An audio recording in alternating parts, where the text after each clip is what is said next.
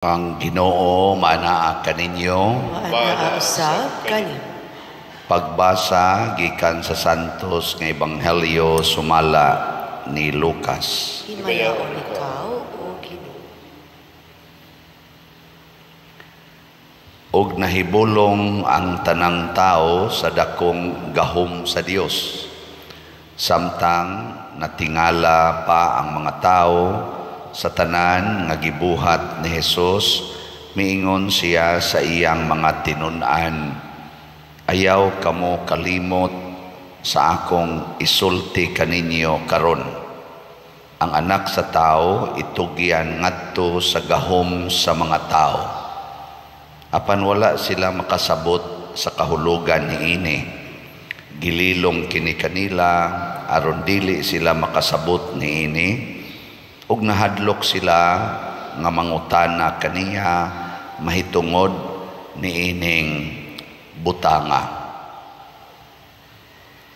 Ang Ebanghelyo sa Ginoo. Dayon ikaw o Kristo.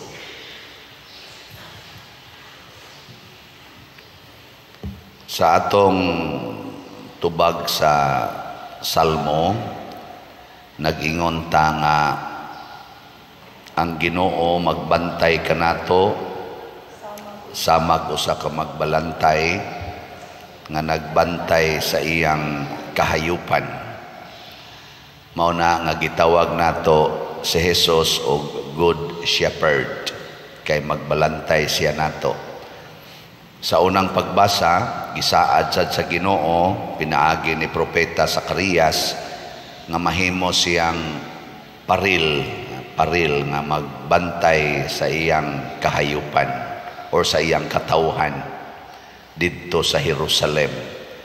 So ang ato yung understanding dayon aning pagbantay sa Ginoo nato, gitawag giday nato og security sa atong kinabuhi. Kay nagay magbantay nato, secured na ta. Mao na nga ang atong mga subdivisions, mga establishments na agin ng security guard. Di ba? Sa inyo namoy security guard? Wala. Hasta ang atong mga pagkaon, ato yung bantayan, mga secured ta. Di ta patakagkaon. Labi na nang dunay mga allergy, na tagas nag mga sugar, tagas na kolesterol, careful na ta, magbantay gyud, no? Ana, gilingay mong tupad, ina nagbantay ka, o nagpataka, nagdanghag, atong tawag ko nagdanghag, mao na atong kuano sahay. Pero, sa atong Ebanghelyo, si Kristo nga mao gyud ang magbalantay, siya sad maoy manluluwas, naghisgot nga itugyan siya sa kamot sa iyang mga kaaway. Gitawag niya o itugyan ang anak sa tao ngadto sa gahom sa mga tao. Kining mga tao nga gitawag niya gahom, mao ni ang mga hinanib sa yawa, ang iyang mga kaaway. Pila pa'y edad ni Jesus ani pagsulti niya, mga 33 years old. Naghisgot na siya nga siya patyon. Naghisgot bagod siya nga dunay mo protektar niya sa kamatayon? Wala. Gani, iya pang giingon nga makahimo mangyog ko paglikay sa maong kamatayon, pero andam kong mutugyan sa akong kinabuhi ngadto sa kamot sa akong mga kaaway. Hain naman ang pagbantay sa Ginoo nato, nga hasta gani ang atong magbalantay, gipatay man. Mura magwa bantay. Di ba? Mura makalibog eh. Muna usahay maglago tas Ginoo. Kay sige taghangyo nga bantayan ta, nga disgrasya hinoon, nasakit na hinoon.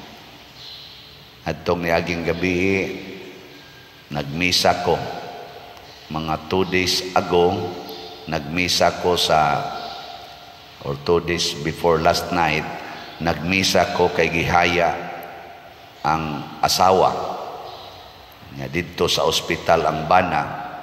Pagkagabi duha na kabuklungon ang tua sa balay kay ang bana sad nga tua sa ospital namatay sad. Saman sugot mo ana. Kulbaan na yon. Nako nga ang musugot sa mga wa sa ibana.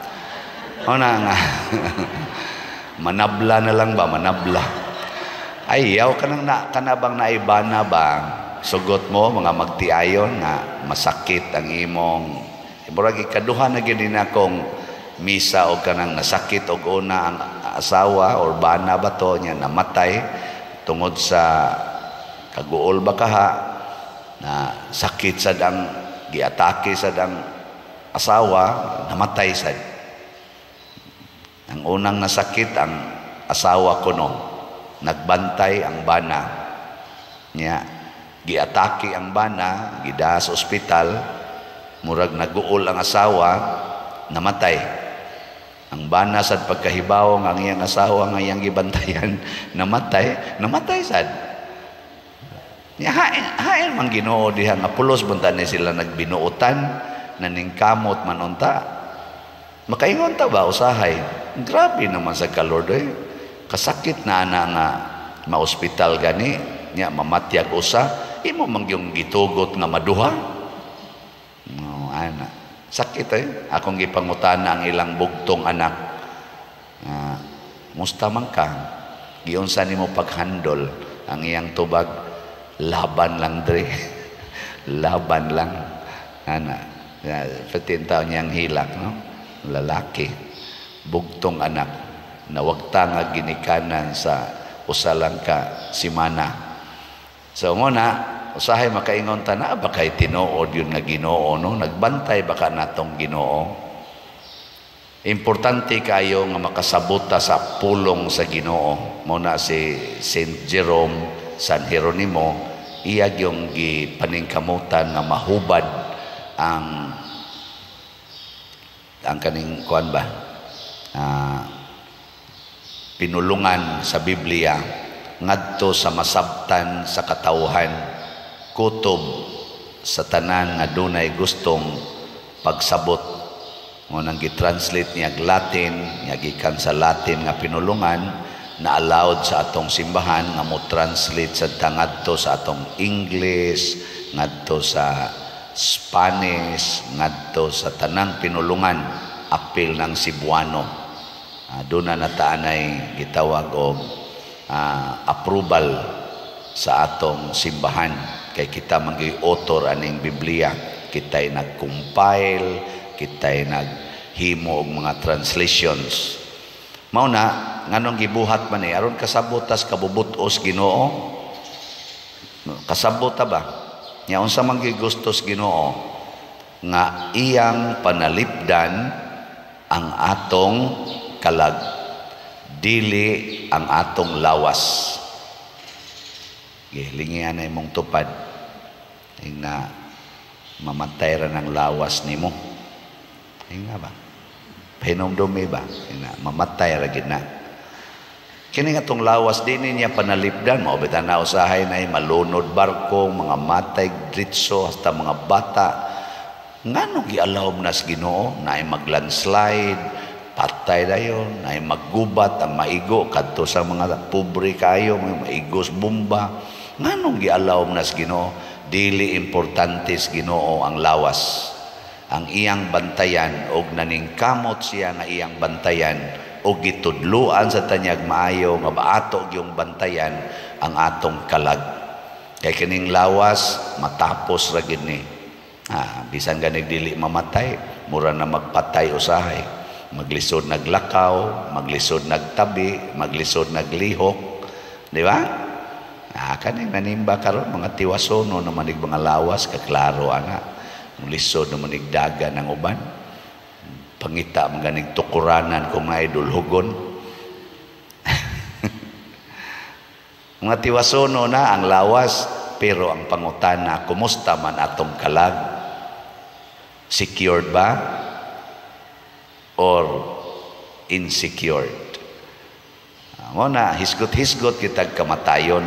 Si Kristo magsigig hisgot og kamatayon sa iyang kamatayon. Nga naman, kini manggong pagdawat sa kamatuoran nga kitang tanan, mamatay kita din his kalibutan, nga muhunong gining atong lawas, makatabang ni aron di ta makasa or maminus-minusan atong sa manang magdinaw kas imong yuta, di nimo paagian. Unsa man dayo imong hunahunahon, sus kun mamatay ko di gyud mada ang yuta. Di ba? Ako na laning paagian sa among silingan. Oh, di ba? Di man na nimo mada. Kana sige kag paningilan ang utang, dagko kayog interes imong ibutang, ikiha pagid nimo ang nangutang tungod lang sa interes nga wa mabayre, mga kwartas hangin ba nang 5-6. Uy, yung makahuna-huna lang yung ka nga mamatay ka, unsa may kapuslanan anang imong kwarta, di man na nimo mada ngadtos lubnganan. Madada na. Wa, agyon. Nabitay nang utana nako dinhi, Pader, kanibang DSAP investment man ug mamatay ka, Pader. Padayon pa ni nakauna sa tinuod, no? Nga doon ako'y nahuna, makahatag sa wisdom ba nga, ug mamatay ka, Pader, asa man pa doong among investment. Nauna nga karon ako ning gideclare nga humnon sa natog bayad ang yuta. Una patamuhunong aning atong investment, dili ta magparsyal-parsyal, kausahon tanig bayad, palit lang mog maayo og investment. Na naman tay 43 ka pledges. So 97 pledges na lang ang nahibilin niya. Ato ning kolektahon tanan nga ibayad dayon nato dito tag-iyas yuta aron nga mahurot nga ikahurot na natog bayad in kaso di gina mo barog atong kulumbari kay mamatay ko dayon. Sao man? Pikas-pikasan ang yuta diha ipanghatag ngadto sa nag-invest. O ana lang magsinabtan na ilang ta kay sao man namatay mas Padersiano. Nya ato lang nang gibutang sa bangko hangtod mo abot na sa certain amount. Ug makalit sa kog kamatay, i-withdraw lang sana ninyo mo nang makig-arrange taron sa bangko, ngita tag bangko nga maka-withdraw ning atong mga ubang signatories. Kaya mo kalit niya kung kamatay, dili niya hinuna ma-withdraw. Problema kayo. So, may nang nanatay gitawag yun o parish account. Ato laning panagana ba nga, dawato na tong kamatuoran, travel ko, mabangga lang ng sakyan, kaya giduka ang driver, o naasay buangon nga driver, gidumbol ta niya, mahugtas pangpang, sa pa na mabuhis Padersiano, patay, di ba? Ato na lang ang himoon nga, guiding principle, kamatuoran, mo na ingos Kristo, the truth will set you free. Pero ay lang sad mo pag-ampo nga mamatay ko, kay kaman siya kanini ang proyekto man is Ginoo. Ang Ginoo matod pa mupalampos gina sa mga buhat sa iyang kamot. Igo ra man tang nagbuhat sa buhat sa Ginoo, di man ni buhat Padersiano, buhat man is Ginoo. So mo na kamong mga gustong mutabang sa simbahan, paspasin ninyo palit ang atong mga slots, labi na ning atong investment slot, kaning atong imig, kaning para sa atong pista sa segunda patron karong karong October 5 to 14 o kining atong holy pads. Kay tinuod gina og mukalit kog kamatay. Now di quits tanan, pero dili sa na mahitabo kung kitang tanan magtinabangay og mapakita nato sa Ginoo nga kita interesado nga mobuhat niining musuporta niining iyang proyekto. Di gina mahitabo nga iya tang kuhaon nga wa sa timing. Kuhaon ta niya nga naas timing, Muna si Jesus namatay, pero nakakreate na pod siya sa iyang 12 ka apostoles.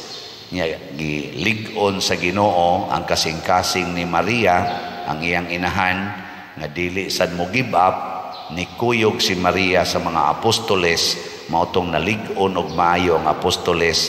Pagkalig-on na, gibutangan pagyud sa Holy Spirit, ani spread na gyud sila nga di na gyud matarog. May man kayo ang Ginoo mo pahilo na ana tungod kay according man sa iyang plano.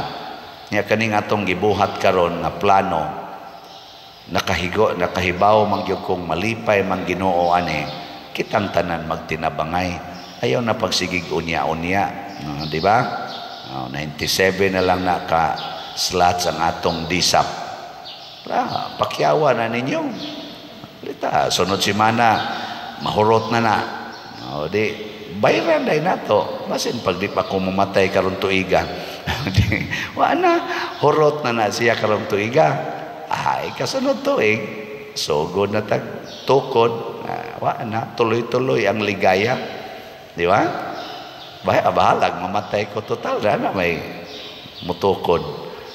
Makuha naman gina. Padayo naman gina siya. Murabag kung mudaga na ang sakyanan, adi na gina mapugngan, mudaga na gina. Karon wala pa man makadagan, nga pundo pa man, kay kuwang pa mas gasolina. Butangan na itong may gasolina. Ang kaning disap, mauni ang gasolina.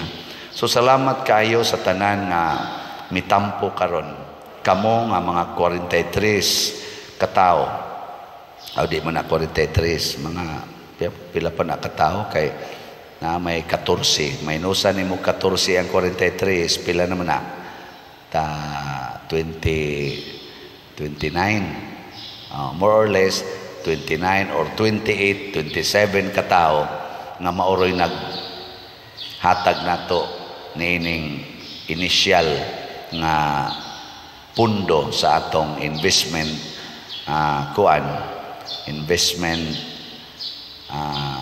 slots kanindot no sa inyong gibuhat.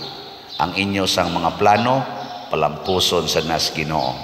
Pero nindot kayo sama pananglitan kamong magtiayon, maghisgot mo sa inyong mga kamatayon, dali kay mo maka-give up sa inyong sala.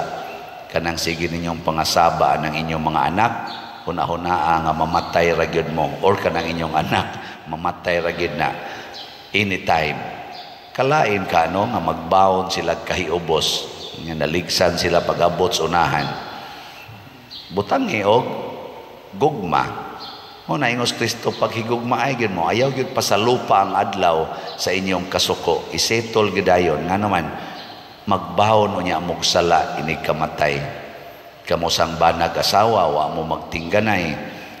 Pagtingog na pastilag mamatay ni akong bana ugma. Pastilag mamatay sa kuugma. Nya di mi magtingganay karon. Ana no? Inig panghigda ninyo, sabot-sabot dayon mo. Stilandong nung mamatay ka ugma nya imo kong gi kusmud-kusmuran. Ana. Maulian dayon. Ako sad sige kog tigom kolekta. Saon man ina kog mamatay ko ugma nga niya may daghang gastuhanan simbahan. Ipanghatag taning kolekta according to the church welfare. Di na. Wag tang sa niya kong sala sa kadaw. Kanasang nagkabit-kabit. Mingon sila, pastilag mamatay taugma niya ni ata gasigig kinabitay. Undangon taniyo. Mingon din to imong kabit. Sige, last na lang ni. Last na lang to. Di ba? Basta ko anak mura na ang kanang kamatayon mura na siya kumpas ba. Platong ingon ni Jesus ba nga siging tigom siya ba padakan ko niya kong budiga. Ingon de Jesus unyag mamatay ka karong gabi. Nindot sa nga pamalandungan sa atong mga politicians, siging pangandoy ang posisyon sa barangay, siging away, siging dinaotay. Uy, paghunahuna mo mga matay mo kalit ang sawa na madaba na nimong barangay, makapakuan ba na nimo, makapalangit ba na nimong imong pagkakonsihal, ang imong pagkakapitan. Wag yun. Mas malangit pa tong barangay tanod.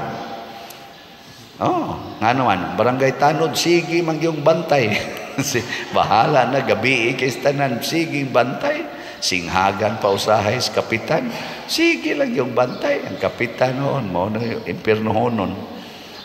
Nabantay-bantay tani. Di ba? Sige, katapusang lingi sa imong tupad, be. Ingna siya, andam na ka? Sige, ingna. Ingna, andam na ka? Pag mayroon siya, sure. Congratulations. Sige, manindog na ta.